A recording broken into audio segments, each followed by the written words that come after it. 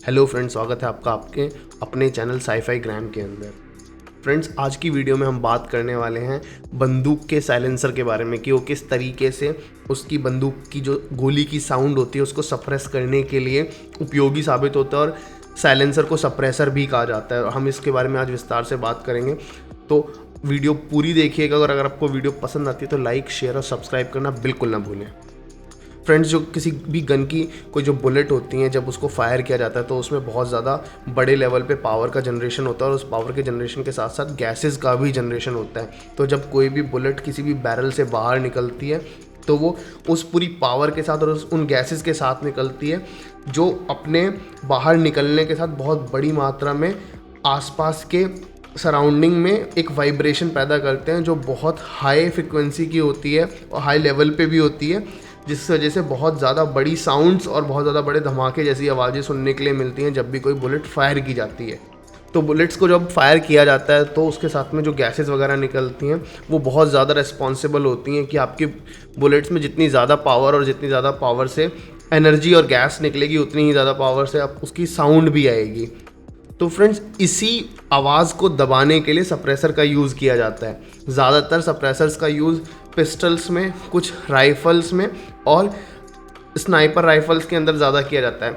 Machine guns के अंदर इसका उपयोग नहीं किया जा सकता क्योंकि उनकी फायरिंग रेट बहुत ज़्यादा हाई होता है, और जब किसी भी गन में कोई सप्रेसर यूज़ किया जाता है तो उसके फायरिंग रेट को लो ही रखना पड़ता है, क्योंकि जो उसका साइज़ होता है वो बड़ा होता है। अगर हम बैक टू बैक फायर करेंगे तो देयर आर चांसेस कि कोई एक्सीडेंट हो सकता है, या फिर फायरिंग रेट हाई होने की वजह से ज़्यादा गैसेस निकलेंगी और ज़्यादा हीट निकलेगी, जिससे की वजह से सप्रेसर मेल्ट डाउन भी हो सकता है। फ्रेंड्स, जब कभी भी कोई सप्रेसर डिज़ाइन किया जाता है उसका डिज़ाइन इस तरीके से रखा जाता है कि जब गोली बाहर निकलने वाली हो तो गोली के बाहर निकलने के साथ उसके साथ जो गैसेस बाहर निकलने वाली हैं वो एकदम से बाहर निकलने की बजाय सप्रेसर के अंदर बट जाएं और थोड़े स्लो फॉर्म में बाहर निकलें, जिससे जो उससे साउंड जनरेशन होगा वो थोड़ा लो वॉल्यूम में हो।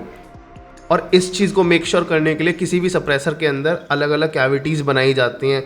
इन खाली जगहों पे स्पेस दिया जाता है ताकि जो गैस है वो स्प्रेड हो जाए और उसकी जो स्पीड है वो कम हो जाए।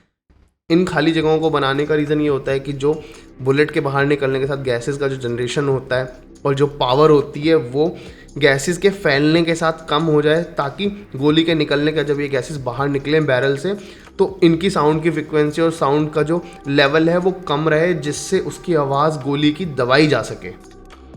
फ्रेंड्स, सप्रेसर जो है वो बहुत ज़्यादा उपयोगी होता है आर्म फोर्स के लिए। किसी भी स्टेल्थ वाले मिशन के अंदर जब कभी भी जाना होता है तो एक हाई फ्रिक्वेंसी का धमाका आपके एनिमीज़ को पहले से ही सचेत कर सकता है। तो उस चीज़ से बचने के लिए सप्रेसर का उपयोग बहुत ज़्यादा इंपॉर्टेंट हो गया है आजकल के मॉडर्न वॉरफेयर के अंदर, जहाँ पे स्टेल्थ की बहुत ज़्यादा वैल्यू रह गई है।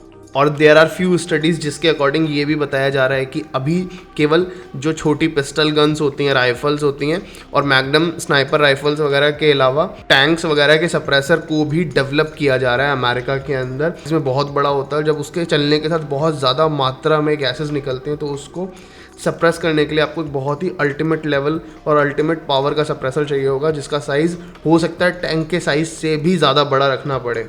और इस तरीके के सप्रेसर को बनाना कोई आसान बात नहीं है, लेकिन इसका जनरेशन अभी लैब में जारी है। लेकिन इसके जनरेशन के लिए जो एक्सपेरिमेंट्स हो रहे हैं वो अमेरिका के लैब्स में फ़िलहाल किए जा रहे हैं। और जब कभी भी किसी सप्रेसर को जो हम यूज़ करते हैं तो पहले जो सप्रेसर आया करते थे उसमें जो शूटिंग क्वालिटी होती थी, जो एक्यूरेसी होती थी वो डिग्रेड हो जाती थी सप्रेसर यूज़ करने से। लेकिन अभी रिसर्च के बाद कुछ इस तरीके के सप्रेसर्स मार्केट में आ चुके हैं जो बहुत ज़्यादा हाईटेक हैं अपने पिछले वेरिएंट से, और उस तरीके के सप्रेसर्स को यूज़ करके आप बिना अपनी फायरिंग कैपेसिटी और फायरिंग क्वालिटी को डिग्रेड करें वॉल्यूम को, जो बुलेट की वॉल्यूम है उसको सप्रेस कर सकते हैं, जो स्टेल्थ में बहुत अच्छा रोल निभाने वाली है। और मॉडर्न वॉरफेयर के अंदर ये बहुत ज़्यादा उपयोगी होने वाली है।